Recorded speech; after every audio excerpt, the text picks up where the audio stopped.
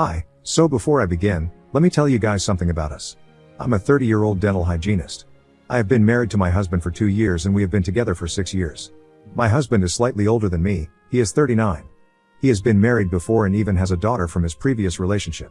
He and his ex-wife got together in college and got married because she was pregnant, but that marriage didn't last long and they got divorced when their daughter was 2. They have partial custody of her and have been co-parenting her for 14 years. She has him for half the month and he has her for the other half. My stepdaughter, let's call her Abby, 16F, has always been a nightmare to deal with. When I first started going out with my husband, she was indifferent to me even though I tried to be friends with her. She rebuffed me and I figured that it would take me some time to win her over. But it's been 6 years now and she still hates me, so I don't think that was ever in the cards for us. She only started getting worse with time and she went from indifference to being horrible to me. She would throw tantrums whenever I would come over and be very nasty to me, even though her father would try his best to make her behave herself. She would be openly rude, make awful remarks about my appearance and stuff, and even call me a gold digger on more than one occasion. I almost broke up with my husband after dating for 2 years because she was getting on my nerves and I had been finding it really difficult to make my peace with her being around. I didn't want to make him choose between Abby and me because I didn't want to be one of those women who broke up a family, but that ended up happening anyway.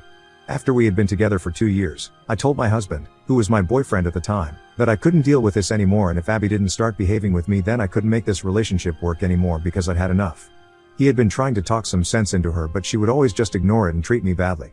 She accused my husband of preferring me over her whenever he tried to talk to her about the way she had been behaving. It had been difficult for me and even after 2 years, there was no sign of improvement, so I was seriously considering breaking up just for the sake of my own peace of mind. By then, I was spending practically all my time at his place and the days that he didn't have Abby, I was just fine. But as soon as she entered the house, I would start feeling extreme levels of anxiety and that couldn't be normal. So before he officially asked me to move in with him, I decided to talk to him about Abby. He told me that he was trying but his ex-wife was the one making matters worse by putting it into her head that if he got remarried, then it would be a threat to Abby and her place in the family. Abby still believed that she could get her parents to reunite because that's what her mother taught her. It wasn't because he was telling him love with my husband but mostly because she hated him and didn't want him to be happy. She hadn't been able to get alimony from the divorce and still held that against my husband because she felt that he owed it to her, even though they had equal income and split all the work equally. She felt entitled to it for no real reason and had been bitter in the aftermath of the divorce. My husband not caring in the least about her bitterness made her even more and she started using Abby to harass any woman who was a part of his life. But I really loved him and Abby wasn't going to drive me away. So he did the only thing that he could do and decided to threaten Abby by telling her that if she misbehaved with me again then he would permanently cut her off and make her live with her mother forever. Now Abby hated me but she did love her father and he had never threatened to send her away before, so that really scared her and she started behaving herself. She wasn't nice to me but she started to ignore me instead of being horrible to me, and that was a huge improvement. With that out of the way, he and I started living together, and even on the days that he did have Abby, it wouldn't be a problem for me because now we would just not speak to each other unless it was absolutely necessary. It felt strange in the beginning but I got used to it and I was much happier after that. So when he asked me to marry him, I said yes because now everything was finally working out. On the day of our wedding, Abby looked very upset but thankfully she didn't do anything. Part of the reason might have been the fact that my husband had given his sister strict instructions to keep an eye on her to make sure she didn't attempt to ruin the day. It was sad that he had to take precautions against his own daughter, but at least that prevented anything bad or embarrassing from taking place. Even after we got married, nothing much changed and Abby and I continued to be indifferent to one another. Just to be clear, I didn't have anything against her personally and I actually even felt bad for her because it couldn't be easy having a mother who was just using you to get back at her ex-husband. If she had ever approached me to apologize, I would have gladly accepted it and tried to be a good stepmother, but I couldn't accept an apology that I never received. And after the way that she had terrorized me for months when I first got together with my husband, I didn't have it in me to talk to her and try to befriend her. Things have been this way for a while and everybody has made their peace with it. Then about 7 months ago, my husband and I found out that we were pregnant and we were really excited, so we threw a party to announce it. Abby was there obviously, but she was very unhappy when she found out that the reason we were throwing the party was because I was going to be a mother. She actually stormed out of the living room in tears a few minutes after I made the announcement and my husband had to go after her to console her. He told me that she was upset because she was going to have to share her dad with another baby, but I knew that she was more upset about me becoming a permanent part of the family now. It became even more obvious when, after getting to know that I was pregnant, she started doing strange things around the house on purpose. She would leave her roller skates lying around inside the house in places they were not even supposed to be in, probably in hopes that I would trip on them and fall. More than once she had left strong-smelling food items out, knowing that they would make me nauseated after I entered my second trimester.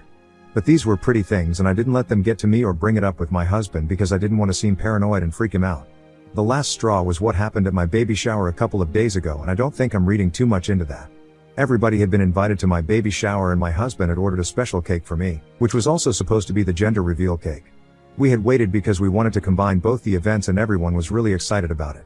I cut the cake and was about to bring out a slice so we could all see the color on the inside, but before I could grab it, I felt somebody pushing my face into the cake and holding it for a few seconds until my husband grabbed my shoulders and brought me back up.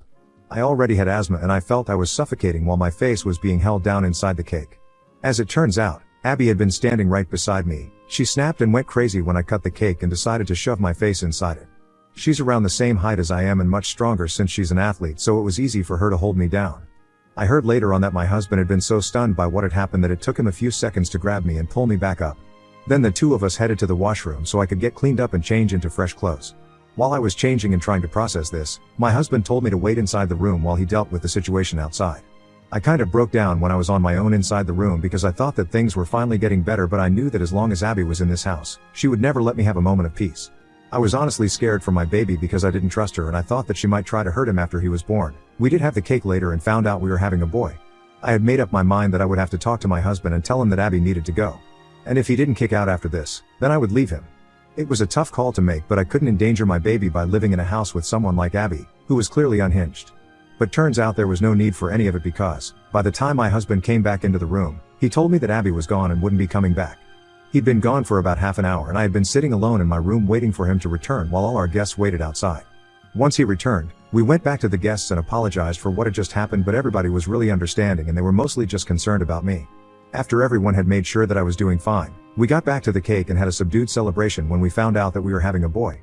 After dinner was served, people cleared out pretty quickly because of how awkward and uncomfortable the vibe of the place had become after the incident with Abby. My husband and I were also really quiet because we were still in shock from what Abby had tried to do to me. Once all the guests had left, we got to talking and he told me that while I was in the room, he had come back out and dragged Abby away forcefully. She had just been standing in the same spot, looking really pleased with herself while everyone stared at her with horrified looks on their faces. But when he started dragging her out of the house, she started protesting and making a huge racket. He didn't stop and dragged her to the car and then dropped her off at her mother's house. He didn't have enough time to talk to her mother, so he just dropped her off and told Abby to explain to his ex-wife what had happened. She kept screaming at him about the car ride, but he paid her no mind because he couldn't let this go on and put me and our baby in danger. He had given her enough chances to become a better person, but she just wasn't going to change and he wasn't going to tolerate it anymore. He apologized to me because he felt like he had put me through a lot for the sake of his daughter, and we ended up crying and hugging. That's how relieved we were when Abby was finally gone. The next day, he dropped off all her clothes and stuff at her mother's place and told her that he wouldn't be taking her back anymore because he was done with her. He informed his ex-wife that he would be speaking to his lawyer shortly and they were going to renegotiate the custody terms formally, but until then, she would have to look after her because he couldn't put me and our baby at risk of being harmed by Abby. And she had proven that she was fully capable of doing that. He told her that she had made her this way and had encouraged her to be a brat throughout her childhood, so now she would have to take accountability for it and raise her. Her mother didn't take it well and refused to accept the responsibility of taking care of Abby on her own. Thankfully, Abby wasn't at home. She was at school, so she wasn't there to overhear the conversation because that really would have broken her heart and probably pushed her off the edge for good.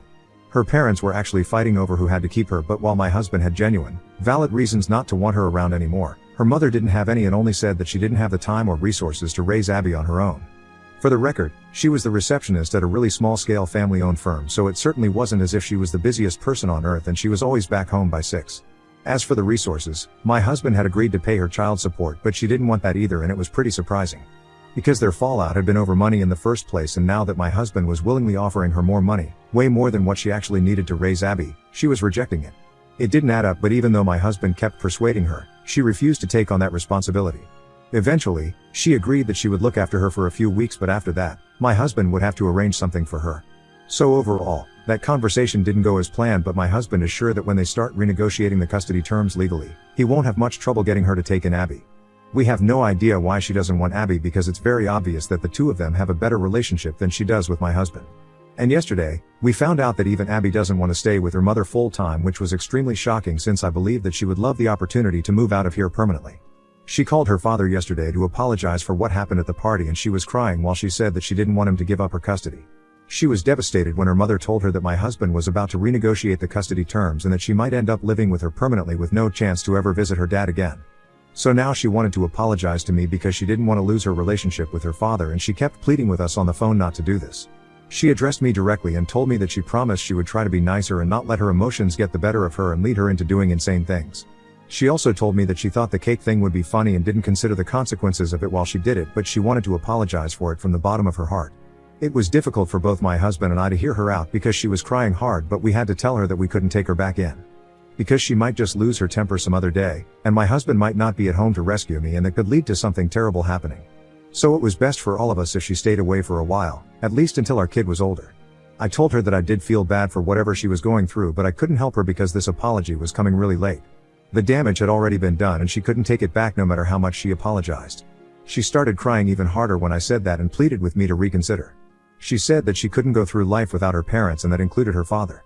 It was getting too much for me to handle, so I told her that I wish I could help, but it was just too dangerous. And then I disconnected the call because I was finding it very hard to stay firm while she was crying like a baby. It was just too much for me to take. I was already really emotional because of the pregnancy, and when I ended the call, my husband and I couldn't stop crying because of how difficult this had been for both of us, but we had to do this, for our own safety. However, nobody else seems to care about how tough it must have been for us to make this decision, since now everyone's blaming us. Or rather blaming me, to be more precise, for breaking up a happy family for my own selfish reasons. I don't understand what's selfish about not wanting to get hurt, since that's pretty much what Abby has been out to do ever since we know each other. Nobody else knows much about our situation, but ever since the phone call, my husband's ex-wife, her parents, her friends, and some of his relatives have been texting him to say that he is making a huge mistake and that it's not fair for me to demand that he give up on Abby. Especially now when she is going through something difficult, it's more important for us to be there for her rather than abandon her just because things are tough. The number of people who have told us that what we're doing is wrong and are blaming me for breaking up their family is so overwhelming, that now I don't know if this is the right thing to do anymore. Ida, for rejecting my stepdaughter's apology and not letting her move back in with us. Update 1. Hi. So first of all, thanks for all the comments and reassurance that my husband is indeed on the right track. Now coming to a couple of things that a lot of you had said, regarding why exactly it had taken my husband so long to kick Abby out, even though behavior had been nothing short of terrible all along. Of course, as a father, he would not want to give up on his only child, and no matter what he would want to make the best of the situation just so he could at least try and make her a better person. There was also the fact that if he let her live with her mother, she would most certainly turn out to be the worst version of herself because her mother was an enabler and encouraged bad behavior. I don't think any father would want that for his kid. So no matter what Abby did, he put up with it because he knew that he wanted to continue trying and didn't want to give up on her as a lost cause. Because she was still young and he believed in her and felt that he could make her better, that's why it took us so long. Because my husband believed in Abby and I believed in him. I could have left quite easily and never would have been caught in this mess in the first place, but I really love my husband and always have. I think he is the perfect man and I wouldn't have given up on this, no matter how badly his daughter behaved with me. So everyone who was telling me that I was a fool to marry a man who already had a child from a previous marriage, maybe I was a fool, but I don't know. I feel like being with him makes it all worth it. So I hope that explains why this went on for so long. That being said, we are still sticking to our decision to make Abby live with her mother because we can't afford to have her back at the moment. It's just too risky and neither my husband nor I want to take that risk. It was stupid of me to take whatever other people were saying seriously because most of these people don't even know the real situation here. Most of them were Abby's mother's cronies, so in all probability, they just wanted us to take her back and couldn't care less about whether she and her dad were really a happy family or not. We still haven't been able to figure out why she doesn't want Abby, but my husband is trying to get the bottom of it. He thinks that the truth is going to come out anywhere when the legal proceedings start, so it's just a matter of time. He has already spoken to one of his cousins who works with troubled kids and has been discussing the idea of rehabilitation centers for Abby in the future, and I think it's a fantastic idea because that might help her out. Definitely more so than living with her mother will. For the time being, of course, she has to live with her. Because nobody else wants to take her in. My husband had asked his parents, but they declined because they said that they were too old, and after what they saw at the party, they didn't want to take her in and regret it. His ex-wife has been hounding him almost daily to think about what they are going to do regarding Abby. And she has really been guilt-tripping him and trying to make me the bad guy here. She believes that my husband has lost his mind because of me and is putting me and the new baby first, forgetting about Abby. Which is crazy because he had tried to balance everybody for a really long time, but she didn't seem to care about that. She had made things worse for Abby herself by rewarding her bad behavior and teaching her that she needed to drive other women away from my husband. So this is really on her, but she very conveniently has been trying to make my husband feel guilty just for looking out for his family. It's alright though, because the custody terms are going to be renegotiated in a couple of days, and then we will all know why exactly she's so opposed to the idea of taking her own daughter in. Update 2. Hey, so it's been 2 weeks since Abby moved out and my husband met with her mother this morning to negotiate the custody terms again. And today they finally found out why exactly she didn't want to take her in. Her mother is just as terrible as I had expected, and I can't say that I'm surprised. So apparently, my husband's ex-wife has been working from home for a while for a company based out of LA and has been offered a job there, so she might be moving away in a few weeks. Her plan initially was to just leave without a word and then we would be forced to take care of Abby because there was nothing much that we could do once she was already gone. However, it got derailed because of what Abby pulled off at the baby shower and now she was probably going to be stuck taking care of her for the rest of her life. She had a total meltdown and they had to adjourn the session because they couldn't continue while she was crying and acting crazy. Even the mediator seemed really scared. When my husband came back home and told me about this, he seemed really upset because he felt like his daughter's future was just doomed and there was nothing he could do to prevent it. I tried to comfort him but I didn't really know what to say because in a way, he was right. There really wasn't much that we could do here. Neither parent wants custody and while my husband had genuine reasons not to want her around right now, her mother's reasons were kind of selfish but still couldn't be overlooked completely. He had spoken to his lawyer and was told that there was a very real chance that she might end up having to enter the foster care system if neither of them stepped up and that was a really sad thought. Even though what she did to me was horrible, I still wouldn't wish something like this upon her, or anybody else for that matter. Because she's just a kid at the end of the day. She has had a rough life and I don't mean rough because her parents didn't have money or whatever, like most people mean it. Rough because her mother used her to get back at her father and didn't really love her. Because if her mother did have any love for Abby, she wouldn't have used her like a pawn in her crazy mind games.